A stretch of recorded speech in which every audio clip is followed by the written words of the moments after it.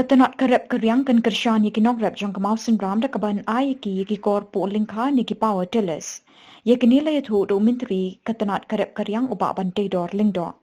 Haba jibab yaki jingkali balabu do kot kalyang persha uba Himalaya shang kliang jang kasing All India Trinamool Congress ulingdo ulai thu uba kani ka jing ai kor po lyngkha don tampan siu na kalyang unongrep hadu kendai pau hajar tingka. The power tiller we are distributed on basis of recommendation from the block respective, from the DEO office of respective of the block in every district.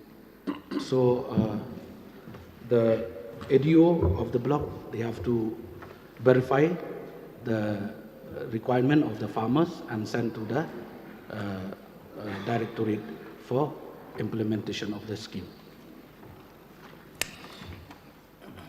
So I would like to know whether these power tillers are given free of cost to the farmers, sir.